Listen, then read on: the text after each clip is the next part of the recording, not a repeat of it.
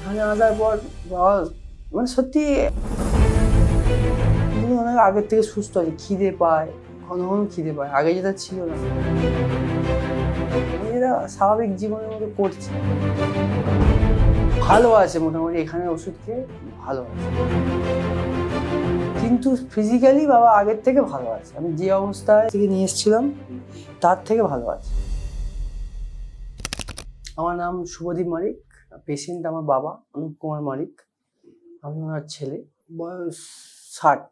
প্রথমত ওই ইউরিন আটকে যেত না, ইউরিনের সমস্যা হতো, রাত্রিবেলা ঘুমানোর পরে ঘন ঘন হতো ইউরিন। তো তারপরে আমাদের ওখানে একটা ডাক্তার দেখাই, তো উনি একটা ওষুধ দেন ইউরিন যাতে ঘন ঘন না হয়। তো এটার জন্য যে কোনো টেস্ট করাননি, তো ওখানে একটু ডিলে হয়। তো তারপরে ব্যাপারটা বাড়াবাড়ি হচ্ছে, বাবার ওয়েট লস হচ্ছে, আমাদের ওখানে ডক্টরটা চেঞ্জ করি, অন্য জায়গায় যাই। তো উনি পিএসএ নামক একটা টেস্ট করান, ওই পিএসএ টেস্ট করে দেখা যায় ওটা মোর দ্যান 100।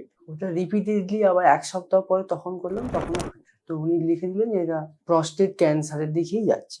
তো আমরা একটা ইউরোলজি দেখালাম প্রাইভেটে, তো উনিও সব চেক করে দেখে বললেন যে হ্যাঁ এটা ক্যান্সার, তবে এটা কি হয়ে যাবে।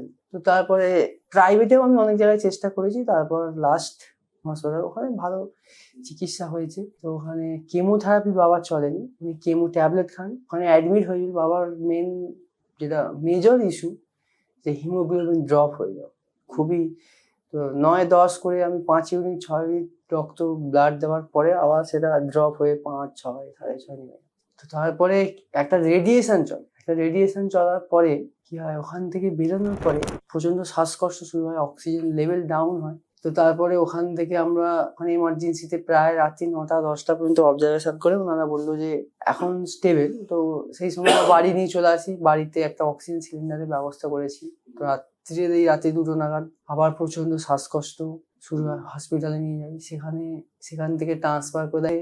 সেন্সলেস অবস্থায় ছিল 4 থেকে 5 দিন। তাও ওখান থেকে ভগবানের আশীর্বাদ, তো ওখানকার হসপিটালের পরিষেবা মোটামুটি আবার আস্তে আস্তে বাবার নিজের চেষ্টাতেও রিকভারি করে। তো তারপরে আমি এখানে আসি পুনর্জন্ম হসপিটালে। এখানে আসার পর বাবা মানে সত্যি অনেকটা কিওর আছে, হয়তো বিছানাতেই বাবা শুয়ে আছে যেরকম ছিল, কিন্তু উনি অনেক আগের থেকে সুস্থ আছে, খিদে পায়, ঘন ঘন খিদে পায়, আগে যেটা ছিল না, খাবার চেয়ে নেয়, মানে এরা স্বাভাবিক জীবনের মতো করছে, ভালো আছে মোটামুটি, এখানে ওষুধ খেয়ে ভালো আছে। যেরকম ডায়েট চার্ট দেওয়া ছিল ওটাই মেনটেন হয়। হাঁটাচলা করার বাবার ইচ্ছা আছে, কিন্তু যেহেতু পায়ে একটু অনেক রোগা হয়ে গেছে শরীরটা, বিছানাতেই সবকিছু।